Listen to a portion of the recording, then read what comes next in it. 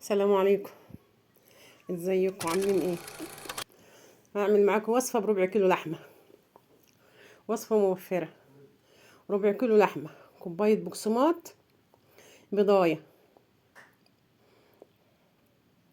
وبصلايه مبشوره وسط بميتها، ملح، فلفل، 7 بهارات، وتوم بودره وبصل بودره، ومعلقه كبيره مليانه بقدونس. وبنخلط المكونات مع بعضيها جامد، بنهرسها هرس جامد، يعني بنمجها جامد مع بعضها.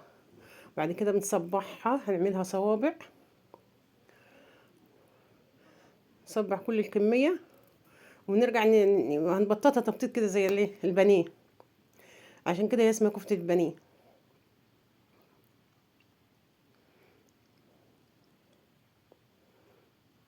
ها، بططها شويه كده عشان تستوي معاك بسرعه في الزيت وانت بتسويها. وانا صباح، ودي قناتي، اشتركوا في القناه، اللي مش مشترك يشترك. وبعد كده بنحط بيضه عليها شويه ميه، اقل من ربع كوبايه ميه، وبقسماط، وبنقلبها في البقسماط. لو عايزه تضيفيها للبيض تاني وترجعيها للبقسماط ممكن. وبعد ما بنخلصها تتبيل كده وبالكفر ونعملها في البقسماط، بتحطها في التلاجة لمدة 10 دقايق عشان الكفر يمسك عليها. بص انا عملتها مرتين في البيت.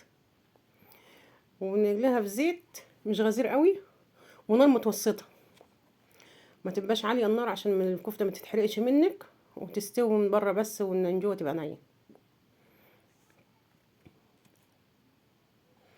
والربع كيلو بيرمي كمية حلوة مش وحشة، بيرمي كمية كبيرة يعني مش قليلة.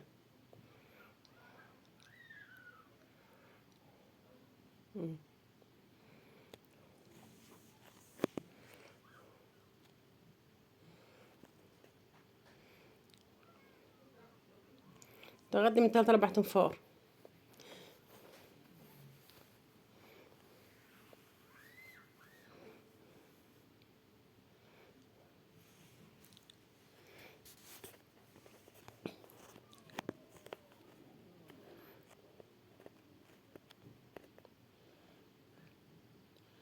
لحد ما تحمر من تحت، بنقلبها على الجنب التاني بالشوكة، وبعد كده بنطلعها.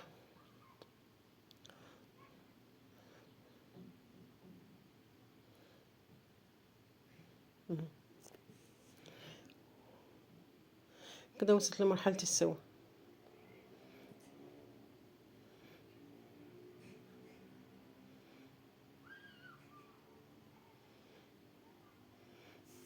كده خلصناها، وهوريها لكم مفتوحة قدامكم ومستوية قلبها من جوه زي من بره. طعمها حلو، جربيها وقولي. جربيها مش تخسري حاجة. دي اللي معمولة مرتين في الزيت، ودي اللي معمولة مرة واحدة في البقسماط، وعملت جنبها ملوخية ورز، وبالهنا والشفا. صحي.